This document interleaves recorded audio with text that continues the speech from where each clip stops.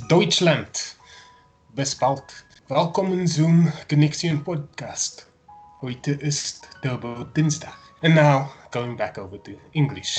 I started with German because this is going to be a theme. As you see behind me, we'll get to Mclaren a bit later with Mikhail Kudnicka.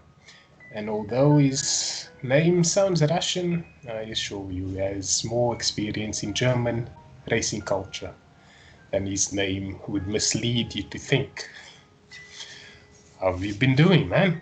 It's been a long time. The last time we did this, between the last time and now, the year has changed. Yeah, the last time, I'm going to be honest, I can't remember when's the last time we did a car podcast. It was close to the end of last year, and then I know Joe and I did a podcast with you for your channel. But obviously the year's changed and quite a few things have gone on. So far, it looks like 2021 has been a bit better for most people, which is good news. It's always great to hear that it's not been as bad as last year. But otherwise, yeah, things have changed. It's a new year. It's new challenges, new tasks. Certain routines are the same, but otherwise, yeah, I've been surviving this time and keeping busy. Excellent. As I said, this is a bit thematic. If that's not a word, I'm going to make it a word today. See this color? I would like to say this is gunmetal silver. And behind me is, well, a shade of gunmetal silver. Which leads to the first question. Is it true that if a Mercedes-Benz has a service at 9 o'clock, if the driver doesn't take the Mercedes-Benz to the dealership, it will drive itself? Well, as much as I would love to say that German efficiency is that efficient, no, a Mercedes-Benz still does require a person to take it. However, you will be very strongly frowned upon if you don't take your Mercedes in at 9 o'clock as booked. There's still an expectation that the human will be as efficient as the car. But so far, Mercedes-Benz, the new models can do elements of driving themselves. But I do find cars that drive themselves a bit nerve-wracking. It's a bit too Skynet for me. I like to be in control and know that it's doing the things I want it to do. So Elon Musk, you do you. It's just not for us. You can go ahead and create all the cars you want to drive itself.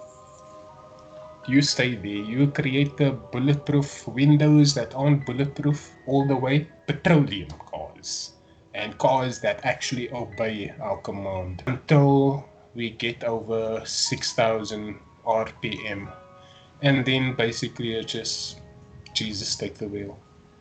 It depends what you drive. Mercedes-Benz in general, I'm not talking about your AMGs. In general, Mercedes-Benz has quite a low red line.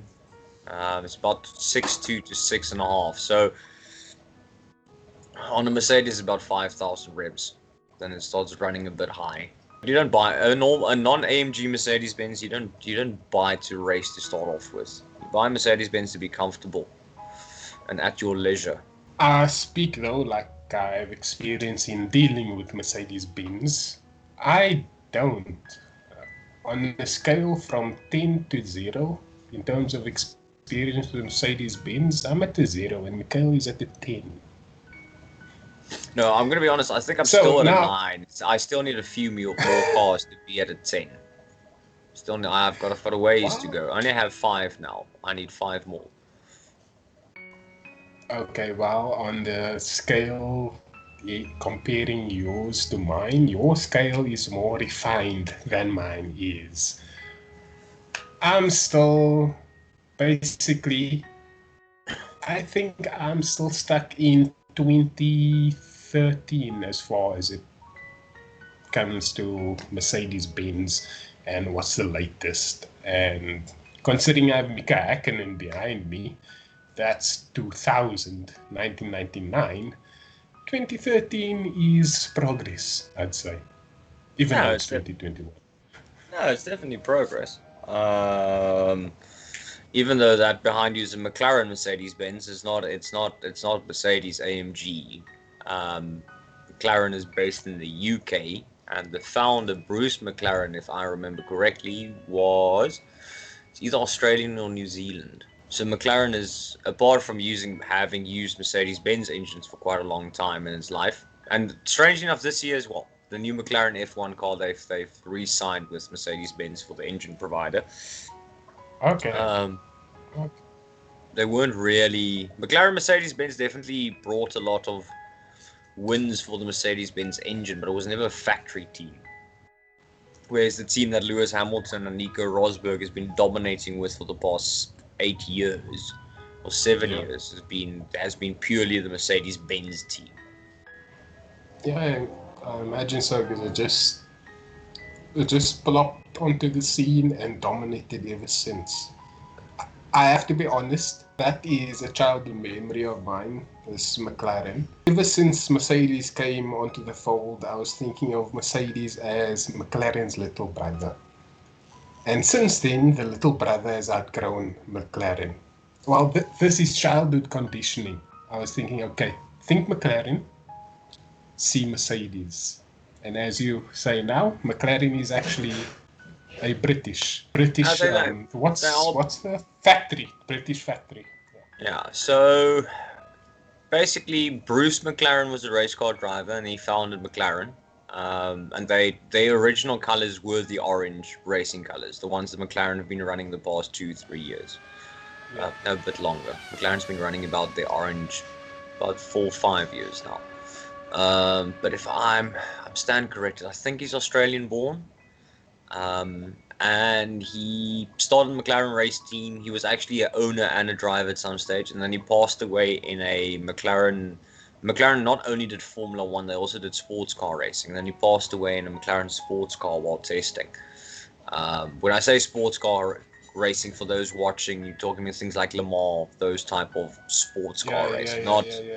Not someone bought a brand new McLaren and stuck stickers on it. It's a purpose-built race car, but it has a lot more bodywork than a Formula 1 car does. And then McLaren still ran the orange colors, and then they were sponsored by Marlboro here from the 70s onwards up until the mid-90s, and then Marlboro. So for example, Ayrton Senna's McLaren was white and red because of the Marlboro. Yeah, I remember that one. And then here from 95, 96, McLaren became sponsored by West, which explains also the black and silver livery, because West is a cigarette manufacturer. It's a German cigarette manufacturer, and the colors are black and silver. And Mercedes-Benz being an engine provider to McLaren up until the late 2000s, early 2010s, it always had a element of silver coloring. But McLaren launched its first production car here about 2009-2010 with the McLaren MP412C. So McLaren is very much a car manufacturer and a Formula 1 team. They are their own thing. The only thing is the McLaren Formula 1 team has still not developed its own in-house engine. So they ran Mercedes-Benz engines until the early 2010s. Then they moved over to Honda. Yeah, which wasn't too successful, but but he put it down to development time. And then for this year, for 2021, McLaren and Mercedes-Benz are running Mercedes-Benz engines, but there's no Mercedes-Benz branding whatsoever on the car itself. Because McLaren is a manufacturer on its own. It's like the new Aston Martin team. Aston Martin's also running Mercedes-Benz engines, but on the other hand, that is slightly more accurate, because your brand new Aston Martin road cars with the 6-liter V12, it's a Mercedes-Benz developed V12. So it's slightly more accurate for Aston Martin to run Mercedes-Benz motors, because their road cars, their engines are developed. Aston Martin, Mercedes-Benz developed the engines together for the road cars. So it's slightly more fitting. But once again, Aston Martin will not have any Mercedes-Benz engine branding on the car itself. And this is what I can speak about with you that I cannot speak about with like 99.999% of the podcasting world ever. I'm looking at Formula 1, right? And I think there's like a culture clash or at the very least an identity clash. Because you're looking back all the way to the 90s, well, that's when I started watching Formula One and having a vested interest in it.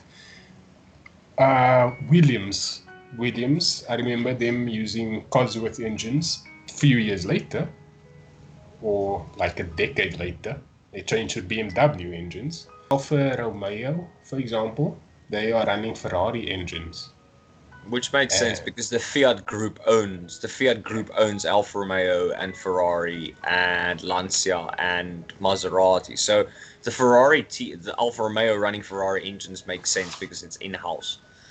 And then you have the Haas team, which is an American team. They're running Ferrari engines. That's why Mick Schumacher is racing for Haas this year, is because he's part of the Ferrari Driver Academy. So he's Formula 3 and Formula 2 championship titles were with Ferrari Academy teams. And because Haas run Ferrari engines in their main Formula 1 team, it's easier to put it makes sense to put a Ferrari driving academy driver into a team that runs Ferrari engines. With the long term, if Mick Schumacher shows the growth he's done in the smaller formulas, he is basically being groomed to go to Ferrari at some stage. But they'll probably do Haas, then Alfa Romeo, and then move him on to Ferrari. I don't think he'll jump automatically from Haas to Ferrari. No, it's like a graduation system. Yeah. If I look at Red Bull, they have Toro Rosso and Max Verstappen, for example, started with Toro Rosso. And Vettel as well? Yeah. And then he jumped ship to Ferrari. The thing is, Red Bull unfortunately has a history of treating their academy drivers like shit. They honestly do. There's quite a few, there's one or two content creators that are only Formula 1 focused that I follow. Because obviously a lot of the issues with Red Bull and their academy drivers, they obviously won't publicize. Yeah. But there are, for every Sebastian Vettel and Max Verstappen, there's 3 or 4 that showed similar promise that fell away. So for example, what they did to Pierre Gasly. Okay, did Pierre Gasly deserve to be that young, that early in a Red Bull racing seat? No, probably not. But halfway through the season, it's not really fair to say they demoted him, but they moved him over to what is now known as AlphaTauri, formerly Toro Rosso. So they do, the academy drivers they treat really badly. And they have, actually, with regards to Formula 1, I've always been a Ferrari fan before Mercedes-Benz. Because I grew up in the Michael Schumacher era, with Eddie Irvine and then Rubens Barrichello and Felipe Massa, all great number 2 drivers. Kimi Räikkönen won us our last title, also a Finn, like Mika. So Red Bull, they do treat their driver, they have very strict driver's orders. In the modern Formula 1 era, definitely stricter than Ferrari had. So it's to get into Red Bull is good, obviously because you get a Formula 1 seat, but you don't have a guarantee that you'll keep that seat. I think all number 2 drivers at Red Bull and AlphaTauri are expendable, which is not right. Red Bull Racing are in general a great team. Sebastian Vettel won 4 titles there. I do really hope to see Max Verstappen one year pick up a title because he is fast enough, he is talented enough. He's for someone that's not 20. He's 22, 23 now, so he's starting to mature. No, obviously I would love Ferrari to win titles after one another, but I do like mixing it up a bit. That's why I loved the late 2000s because you had Schumacher from 2000 to 2004. Yeah, it was great. 5 titles in a row. Altogether he won 7 titles. Then you had Renault 2 years in a row. Yeah. Then you had Ferrari in 2007. Then you had McLaren in 2008. Then you had Braun, which became Mercedes AMG F1 team in 2009. And then in 2010, I think 2010 was McLaren again, and then you had Red Bull 4 years in a row, and then now Mercedes has done it basically Yeah, 7 years in a row, 8 years yeah, in a row. So I do like yeah. mixing it up. Yes, I would like to see Ferrari win a title again, obviously, but from a historical point of view, I want McLaren to be competitive again, the way they were in the late 80s, early 90s. I want Williams to be competitive again, like they were in the early 80s up until the mid 90s. Oh, Uh, it looks like they're 20 years away from that. you want Red Bull every now and then to shake the cage. Um, I would like to see Aston Martin possibly pick up a title. You want to have a bit of a mix. Um, It's the same. It's slightly off topic, but it's the same with you and I that enjoy football. I like the idea of you had yes, you had Leicester City, and then you have Chelsea, Man City, Chelsea, and now you have Liverpool, and now you need a bit of a mix up. There needs to be Yeah, a bit of a mix. yeah. Um, that's why Formula One in the 60s and 70s was really entertaining because it was all every 2 to 3, maybe 4 years, you had not only a different driver win it, obviously, but it was a different manufacturer, it was a different team. So yes, do I want Ferrari to be top of the podium again? Yes, I would love it. Because I think Charles Leclerc is a great driver. I think Carlos Sainz Jr. could possibly also be a good driver. He's a very professional driver. The way he looks at the way his diet, his training, the way he focuses and has a good relationship with his technical team as he did with McLaren. So he's an utmost professional. Based on who his dad is, obviously you would expect that. You want to have a mix-up. This year it's Ferrari, but next year Mercedes and Red Bull are challenging. But you have teams like Aston Martin and hopefully one day McLaren, Williams being the outlier teams. Every now and then, or Renault, which is now called Alpine, F1 team, sneaking in a win every now and then. Same with Alfa Romeo pushing for points places. So 2022 with all the new, because they have a budget cap and a design cap for next year. Look, on the one hand, I'm opposed to it because I've always believed that Formula One team with the most money has the right to win. So basically, it would be Ferrari and Mercedes because they have the budgets.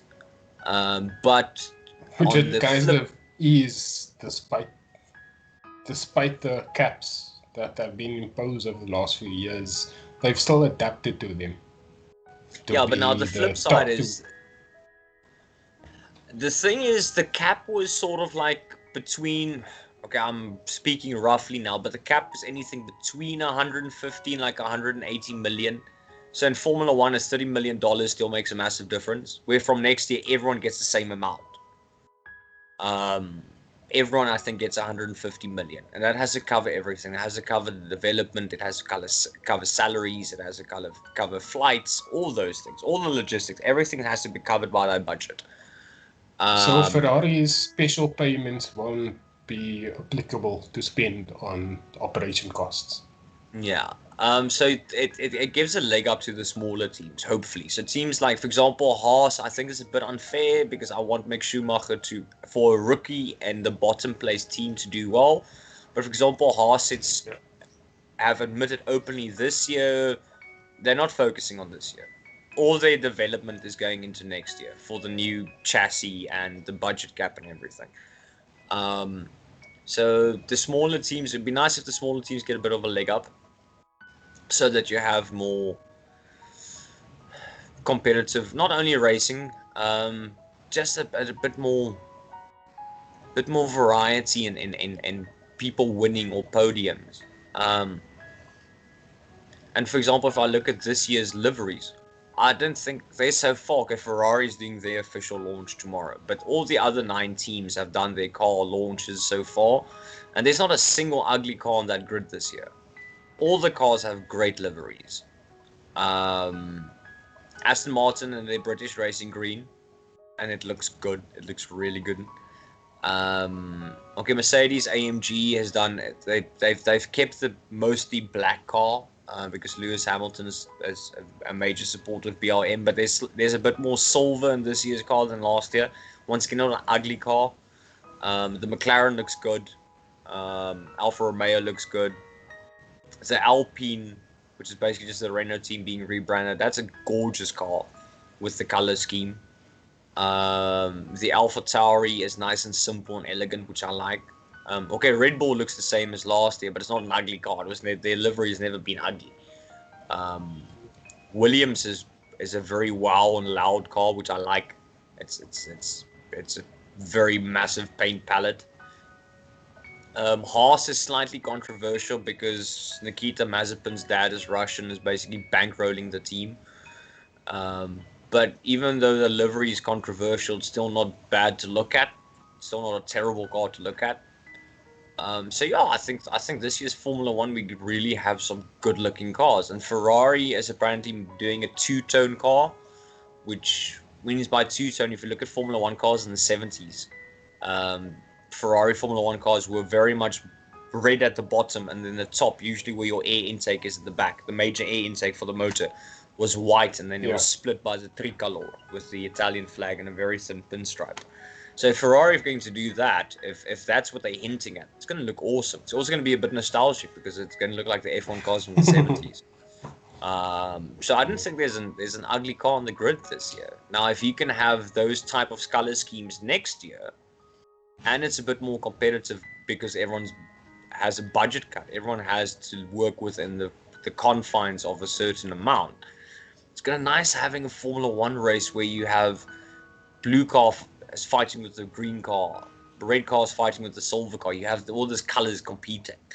Also going to make the podium look a bit more colorful and interesting. So, and Formula One is all about the visuals. We've all accepted that Formula One cars will never sound as great as they used to because a V10 Formula One car is just literally orgasmic. The V6 turbos sound boring. I don't like the turbo V6s. I really don't. They sound if you listen very carefully, they sound like a Mark V VW Golf GTI that's been modified. No disrespect to Golf GTIs. I love a Mark V Golf GTI, but they've got the same little modified rumble where V10 is that screaming it. V10 Formula One cars had a red line of 19,500 revs. They were screamers. With the V6 turbo hybrid era, sort of like, it's alright. I personally do not want to see a V6 in the hybrid era go to 19.5 revs. No, because at that stage, only dogs will be able to hear it. Yeah, exactly. That's why personally I switched off from Formula One, as you mentioned, since 2008. That's when, well, I'll term it as politics. Everything came in. Okay, new rule changes. The points per win is going to change from 10 to 25. That's when it just changed from the one that I knew throughout my childhood to something I don't really want to be invested in. And then I read into the new engine specification, and it just seemed alien to me that effectively Formula One cars are gonna downgrade the engine to V6, but they're gonna add a turbo and NOS to it.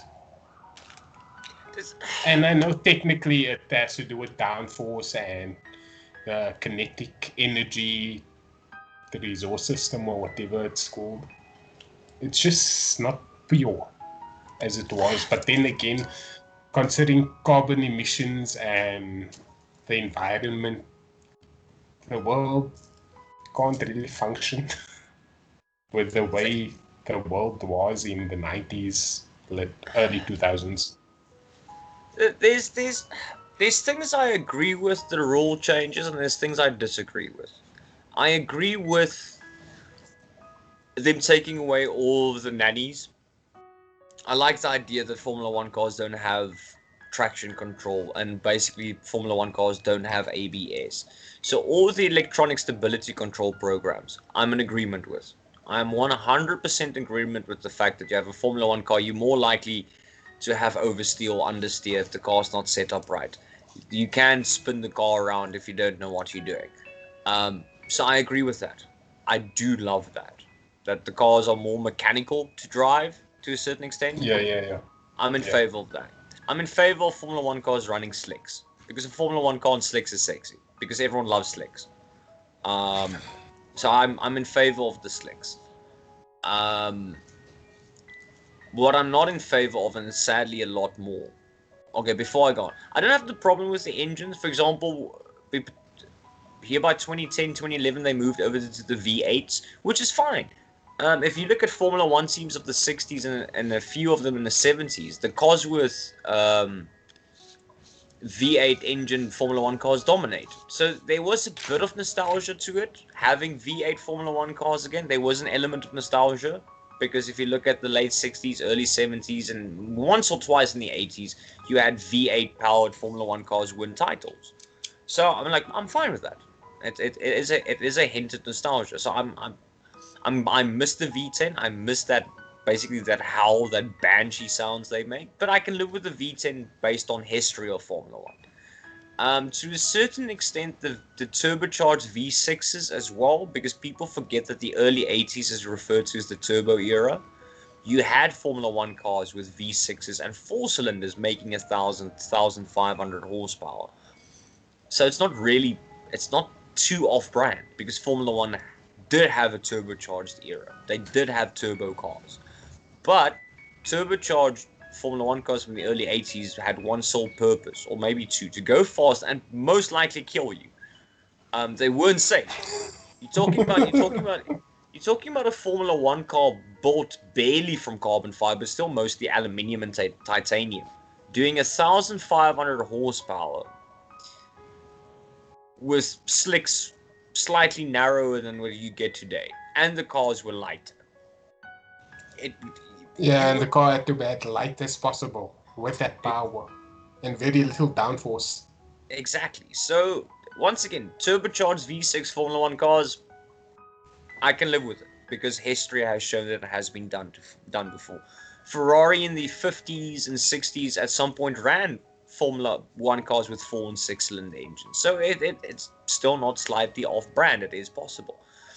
The problem I have with the turbo era is I'm not a fan of DRS. I'm not a fan of the fact that you have certain areas, especially straights, where you can have less downforce. They did a comparison lap times. If you for example take the F2004 Ferrari, the car Schumi won his last title with, which dominated. I think apart from one race, every single other race was won by a Ferrari in 2004. Yeah. If you put it on slicks, compared to a 2020 Formula One car, with all the DRS activated and the overtake mode and the curves, the extra power button, around a lap, a 2004 Formula One car will still be faster because it has less downforce. So I find DRS a bit stupid. Either you run a lot of downforce or you don't. Because I feel the system is a compromise. It's a compromise. DRS and the overtake mode and essentially curves, which are no longer called curves, but it still does the same thing. These are all things that they've added to make the initial compromise appear to be a better idea. They're trying to say, okay, the cars are running more downforce, but if you have more downforce, you slow it. So let's sort of like, instead of fixing it, we've got 3 plasters we can just stick over it. Which I'm like, it's not really how it works. Either you run a lot of downforce and accept that the cars are going to be slightly slower around the track, which is going to make for less battling, or you make the downforce a bit less and you make the cars a bit lighter again. Also with the rules, I miss refueling. I love pit stops where you had to do tire changes and refuel because... Oh yeah, definitely. I miss those 10, 15 second, 20 second pit stops. I could remember you would completely shit yourself if someone pulled a 7, 8 second, 9 second pit stop with refueling. Exactly. It was amazing. Where now it's like 2.5 seconds and you're done. Nah, come on. It was the whole point of refueling and the tires. It was basically this whole I'm now Where's the romanticizing it a suspense? lot. I am. Where's the emotion? Yeah, I know I'm romanticizing, but it felt like a fully conducted orchestra, a pit stop Yeah. that went well. Yeah. The tire changes, the refueling, all that. It was this conducted orchestra Apart where from the odd Montoya pit stop. yeah, and for example, for Michael Schumacher, I think in 2001 also almost set himself on fire with a pit stop. Ferrari almost killed Felipe Massa because he drove off with the nozzle and then there was fire and and many small insects died. But there was something about having a pit stop where you have to refuel and do tires because it made the strategies also so much more intense. And that looks like another set of slicks to me, James. It's absolutely extraordinary. When Salo came in a moment ago, they had both slicks and dries ready for it. Right rear. They're not ready on the left rear. There's no tyre. Right rear, I beg your pardon, there's no tyre here. I've never seen anything like it. There's no tyre to put on. Oh, I thought we had one when the race started, he's saying. Well, this is ludicrous. This is now we're going to have a committee meeting about it. Stick it on and send him out. A major misorganisation problem there. Are they running a 2-stop or a 3-stop? Because your qualifying was different. You could qualify with a full tank of fuel, or you could qualify with a half tank of fuel. So your strategies were a lot more intense.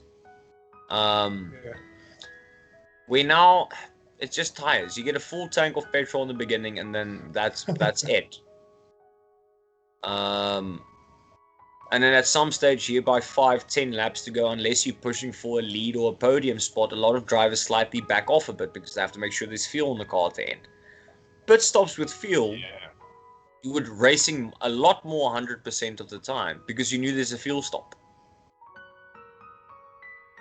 So I don't agree with taking away the fuel stops. And like I said, the DRS and the curves and the overtake mode, all those things I don't agree with.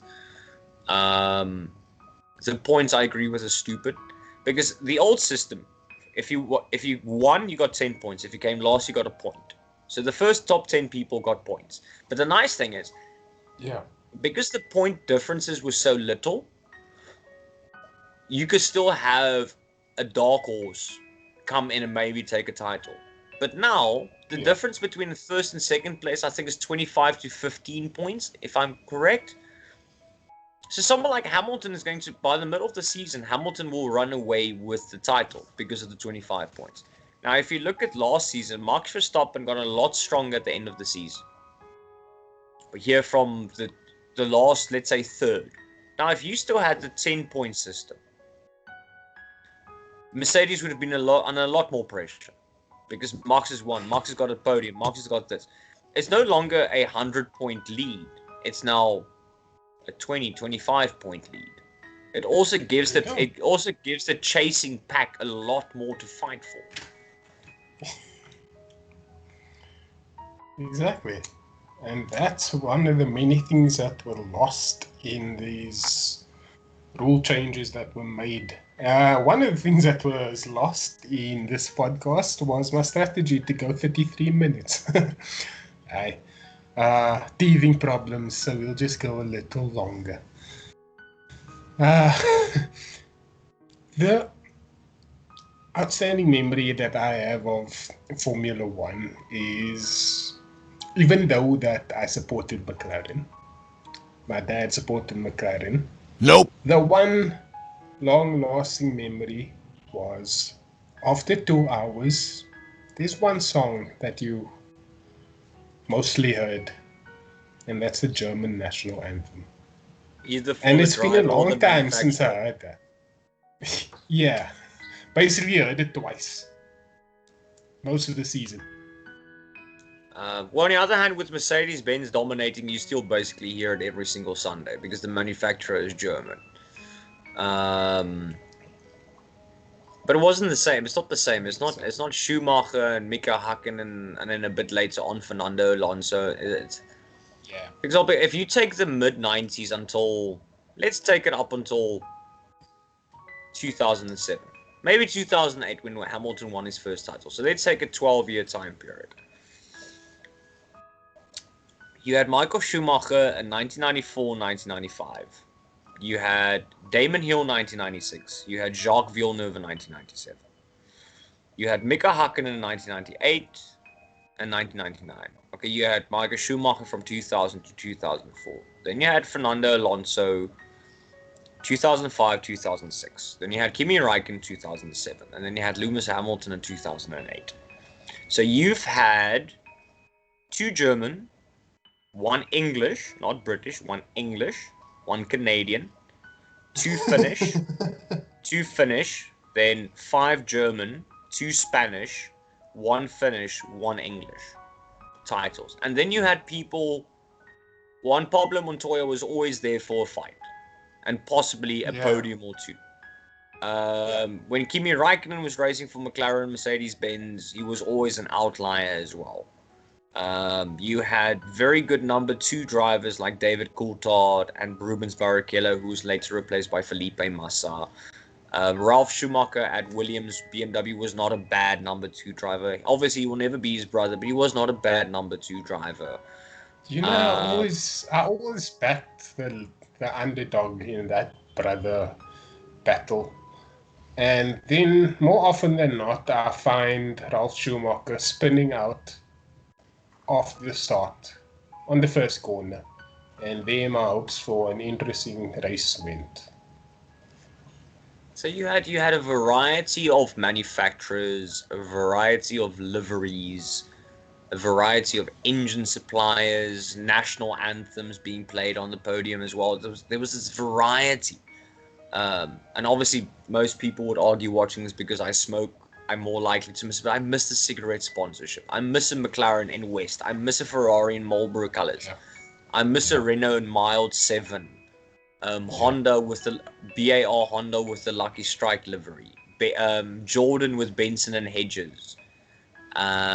Before Williams were with BMW, they were sponsored by Winfield, and before that they ran the Rothmans colors. And a lot earlier than that, Camel. All these great teams had cigarette sponsorships because of the colors that cigarettes are packaged in. Made Formula One cars sexy. It looked good. Ferrari Formula One cars in with cigarette sponsorship looked good. Yeah, and on that point, I believe that the most beautiful car that I've seen in Formula One is the BMW Williams Prime Juan Pablo Montoya, and with the white maybe and the Jenson blue. Button. Yeah. Sponsored by Hewlett Packard. Yeah. The printers. The racing printers. Many minutes later. It will probably be dominated by Mercedes again, which gets a bit boring. And I don't want Hamilton to win an 8th title because I don't think he's deserved most of his. It's just because his whole career has been spoon-fed to him. Firstly. Secondly, he has no technical ability.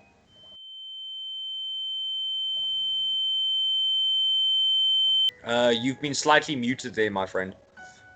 I think you muted yourself accidentally. There we go. Yeah, I did. I forget that I do certain things right after I do them. We are far beyond where racing is just determined by pure driver skill. That's why Lewis Hamilton is at 7. That's why Lewis Hamilton broke Michael Schumacher's record. And he'll probably break it again. The thing is, I do think he's a talented driver. I will give him that. He is a very talented driver. But the things that personally count against him for me is firstly that his career has been spoon-fed. Lewis Hamilton has never been in a bad car. Ever. He's never climbed into a car that is less than what he is. If you take into account when Michael Schumacher went to Ferrari in 1996, they were basically a mid-table team. And Schumacher basically spent 3-4 years helping the team develop the cars they end up having. So that's the one thing. He doesn't know how to drive a slow car fast because he's never been given a slow car. He also doesn't know how to nurse a car. Schumacher had this amazing talent for taking a car that's so close to breaking and still getting into the points with it. Hamilton's never had that. Lewis Hamilton's never had to be in that position. And then the most important thing for me is the development. I could remember when testing was still allowed. That's another rule I hate, is that you can't test through the year. I think at some stage in this 365-day year, Schumacher spent about 320 days with the team. He tested every single day. If they weren't on the road racing, he tested for the smallest type of things. And he had this technical ability to speak to his team. Listen, we need to adjust this. We need to look at this. I'm feeling this in the car. And if you want to go back further, Alain Prost, the Frenchman who won 4 titles. There's a reason his nickname was the Professor. Apart from the fact that he was extremely calm and calculated in how he drove, he knew a car mechanically inside and out. Hamilton doesn't have that. And then people forget, Schumacher was at Mercedes-Benz from 2010 to 2012. A lot of the Mercedes-Benz success today was built on the development and the infrastructure Schumi put in at Mercedes-Benz. Toto Wolff, team director of Mercedes-Benz, admitted that they wouldn't have won as many titles as they have thus far if it weren't for Schumacher in those growing years. Because Schumacher knew how to set up a car. Listen, you need to test this. This is what we need to look at. Hamilton can't do that. Take Hamilton out. Is it right to think that this all comes from Ross Brawn? The connection between Ross Brawn and Michael Schumacher created this dynasty that Mercedes now have. Yeah, but it's more than that. It's more. Okay, the Ferrari Dynasty was built on 4 people. Jean Todt, who's now the head of the FIA. Yeah. Jean Todt was team manager. Then you had Ross Brawn, who was technical director. You had Rory Byrne, South African born and raised, that did the car development and design. And then you had Michael Schumacher. And a large extent, yes. The 2009 title that Brawn GP won with Ross Brawn, because it was his team, set the initial foundation. Having Michael Schumacher there from 2010 to 2012 just built on top of Ross Brawn's hard work initially, and they've been bearing the fruits ever since then. It's been 9 years. Okay, yes, they didn't win for 2 years because it was Vettel with Red Bull, but the basically almost 8 years of dominance has been because of Ross Brawn initially and Michael Schumacher thereafter, and Lewis Hamilton and initially Nico Rosberg and now Valtteri Bottas. They enjoying the fruits of what was done before. I can't see Hamilton walking into a team and helping design and develop a car like Schumacher and before him Alain Prost did. He doesn't have that ability, so that's why I don't rate him as high. I'm not saying he's a bad person. I'm not disagreeing with his political views. I'm not disagreeing with the fact that he has talent. I'm disagreeing with the fact that he's never had to work as hard as he says he has for everything he's achieved, and he doesn't have the technical. Lewis Hamilton honestly, I believe, can't climb into a bad Formula 1 car and then explain to the engineers why it's bad. And I think a Formula 1 driver has to be so much more than just a driver for me. I think there's a lot more to it. There's supposed to be more to it than having someone set up the car on your behalf and then go, okay, now go drive and win. Okay, so would you say the drivers that are on the grid, would you say the last remaining drivers that can do that are Raikkonen, Alonso, and to some extent, Vettel? Okay, yes, I'm in agreement with Fernando Alonso. He definitely has it in him. He has, apart from the years of experience that comes with age, I think because he came up, he was in the mid-2000s when he still had testing and he could still develop the car through the year and adapt and change. Yes, very much Fernando Alonso. I would say yes, Kimi Raikkonen, but Kimi Raikkonen doesn't really care. Raikkonen. Under pressure. Diamonds are made under pressure. I want to be in the fastest car. Make sure that we are that dominant car. Push Lewis Hamilton all the fucking way. That's the hardest thing to do. It's not going to be easy. No, It's more like a hobby for me, so obviously I don't need to do it if I don't want. Kimi Raikkonen openly admitted Formula 1 is a hobby for him now. He's won the title. He's proven he can. It's a hobby for him. He just wants to drive fast and drink late and sleep later. But I think Kimi Raikkonen, with the right inspiration, yes, can develop a Formula 1 car. Sebastian Vettel, I think now that he's a bit older and Aston Martin is a new challenge, I think he will be very much part of the development of the Formula 1 car. I do believe so. Also, that's where I mean.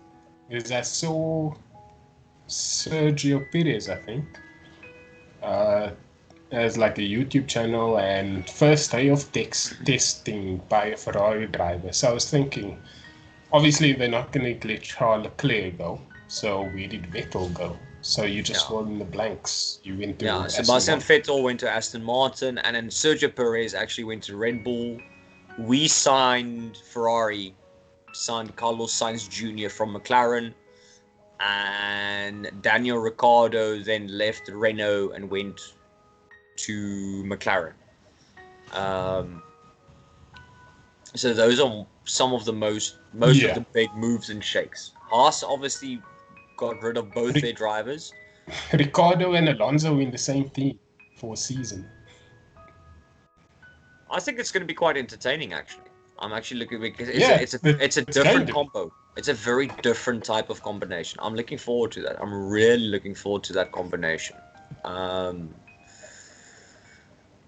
So Mercedes-Benz is unchanged. It's Lewis Hamilton or Mercedes AMG if I want to have to be specific. So Mercedes AMG is Lewis Hamilton and Valtteri Bottas. Ferrari is Charles Leclerc and Carlos Sainz Jr. Renault is Fernando. Okay, Alpine is Fernando Alonso, and I don't know actually. McLaren is Daniel Ricciardo, and also actually not clear on it. And then obviously Sebastian Vettel will be number one driver at Aston Martin. Haas has Nikita Mazepin, which he doesn't deserve to be there because he finished like 5th in the Formula 2 title last season, but his dad's got a lot of money, so he's been literally paid to be there. Oh, Aston Martin obviously will be Sebastian Vettel and Lance Stroll, because Lance Stroll's dad owns the Formula 1 team and owns 35% of Aston Martin, the car manufacturer. Well, that's how Lance Stroll got into Formula 1. Yeah, because his daddy bought it. It's a money game, man. His daddy bought his seat. No, he literally went, Daddy, I want to race Formula 1, and Daddy bought him a Formula 1 team. Didn't buy him a seat, he bought him a Formula 1 team. Nikita Mazepin's dad at least just bought him the seat. However, there are talks that Nikita Mazepin might buy Haas, or Haas's Formula 1 project, because very few people know Haas's main income and success is actually from NASCAR and IndyCar racing. Their Formula 1 team is like their third leg, their third branch. And there are talks that Nikita Mazepin's dad might, at the end of the year, either buy majority share in Haas or completely buy over the team. So there is a possibility that we'll have another driver whose daddy bought him a team. Let's hope that is the last time this will happen. It probably won't be. It probably won't be. The past 10 years, they are more than enough. For example, Christian Albon from last year. His father's British and his mom is Thai. So I do, because I've lived in Thailand and my dad still lives here. It was kind of cool actually having a Thai Formula 1 driver on the grid. I was in Bangkok. It doesn't, you know what's funny about Bangkok? It doesn't matter how old you get. When you hear Bangkok, you'll giggle every time. 42 years old, I'm like, Bangkok. His seats at Red Bull was bought by Daddy. Because Red Bull also has a driving academy, and most of his seats, so Formula 4, Formula 3, Formula 2, Daddy bought So there is, it's nothing new for drivers, usually their daddies, to buy them seats, or in the case of Aston Martin, literally buy them a team. And then you get Mick Schumacher, who goes about it the right way. Don't get me wrong. So there are exceptions to the rule. Don't get me wrong. There's still a lot of money behind Mick Schumacher. But I think it's because luckily he has the surname. But Mick Schumacher's been able to back it up. He has won a Formula 3. Yeah, there are credentials too. He's won a Formula 3 title. He's last year's Formula 2 champion. The smaller leagues like go-karting and your Formula 3, your Formula Ford. Okay, you don't. What we used to know as Formula Ford. Yeah. So the small feeder series, he's won titles, he has won races. But if you look at Formula 1 as a whole, he's an F3 and an F2 champion. So he does have the credentials. The surname does help. But I do honestly believe he's fought for every single win he's ever had.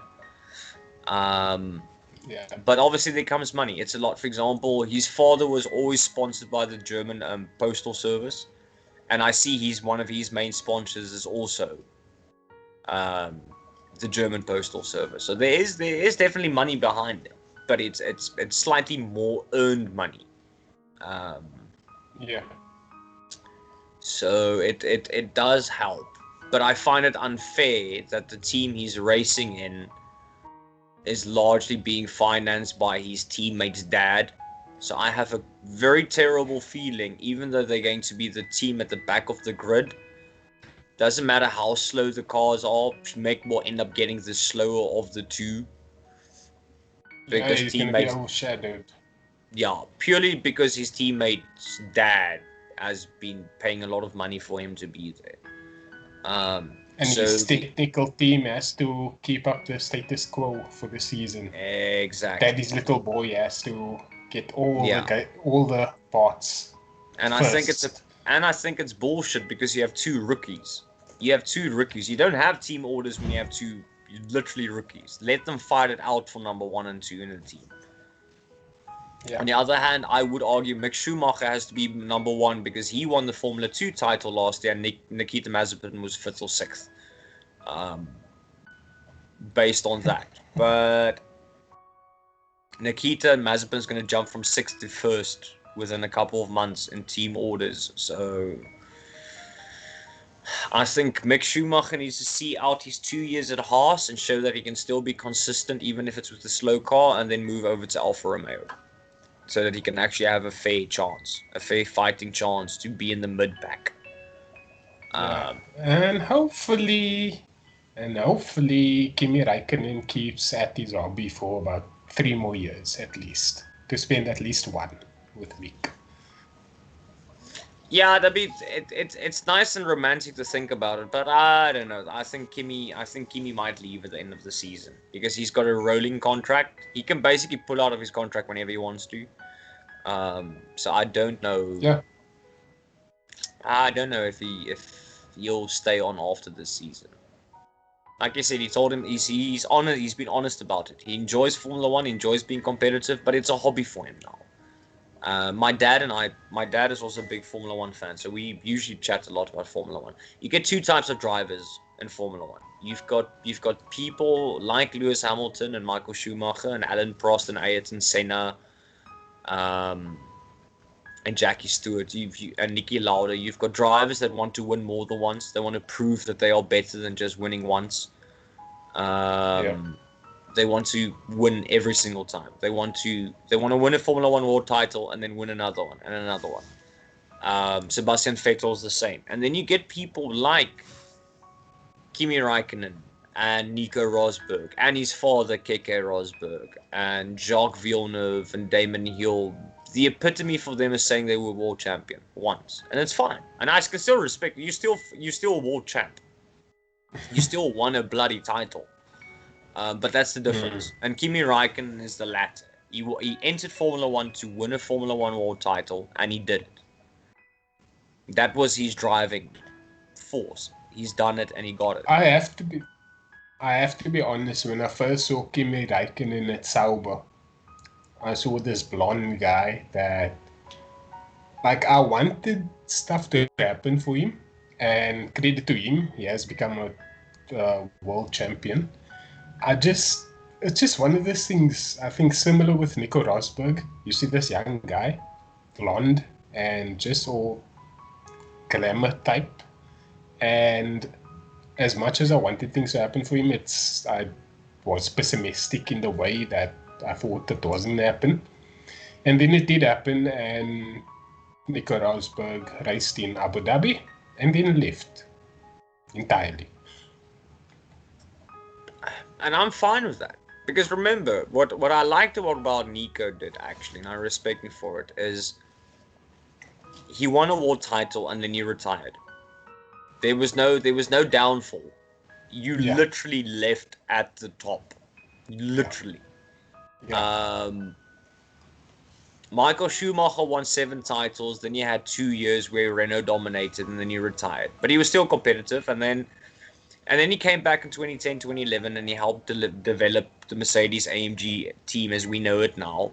But he wasn't competitive. He wasn't that competitive. He was still a great driver, but the car wasn't there yet. And I will always still look up to him. I will still idolize him. I still hope every single day that he fully recovers from his skiing accident. But there's something about having someone like Nico Rosberg go, I've won the world title, now I'm stepping out. No one can ever look back and say, but Nico had a fall from grace. He was so much slower the next year. He was no longer competitive the next year. Or he started getting ragged around the edges. You can't. He drove his ass off. He clearly took the title away from Lewis Hamilton, which was, I think that in-house fight must have been massive the whole season. He gets the title and then he goes, peace out, bitches. I'm done now. I've got the title. I've got the medal. I literally left at the top. He basically pulled a Sir Alex Ferguson straight. Ferguson won his 20th title. Ferguson won 13 titles with Man United. He won his 20th with the club, and then he retired. So no one can go like Arsene Wenger, but he's gone backwards and stuff. Nico did the same. No one can argue that he lost talent or form. You can't really lose form if you retire immediately after you've won your title. And to have one last football reference in the podcast, Liverpool is still not back on the perch. In the 80s, Fergie said he was going to knock Liverpool off the perch. He did. And Liverpool is still not back on the perch. No, they're not. And it seems like it'll still be a while until they can be. But with regards to that, I will have to keep my opinions a bit to myself because my missus is sitting across from me and she supports that particular institution. Oh, yes. We will call them an institution. So, to wrap up, I'll just say that I'll share something strange that happened today. In the lead up to this podcast, I had this thing pop up on my watch later list on YouTube, and it was basically a documentary, real stories, I think, hosted by Richard Hammond. We basically shadowed the Red Bull Formula 1 team and how the Red Bull car is built from the ground up, where it goes with the pistons and how they get the cars to become lighter using carbon fiber, magnesium.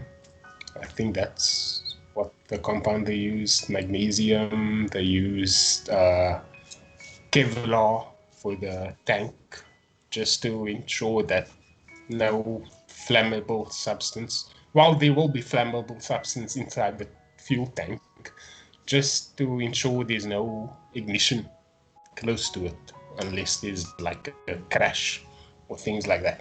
But anyway, what I was saying is, I added that video to my watch list about a year ago, and I got to it an hour before this podcast. So, funny how the world works. Yeah, so this is, well, at started out as being the 3 in 33 podcast. This is now the 3 in 33 podcast times 2. The 2 33-minute podcasts in one. Thanks to Mikal. Thank you so much for having me. You'll find Mikal everywhere. You can find the links down below. And until we do this again in 2022. Hopefully not that long. Hopefully not that long. Yeah. And that's where we sign off. Thanks for chilling with us. And I'll leave you with one message. Don't wait. Create.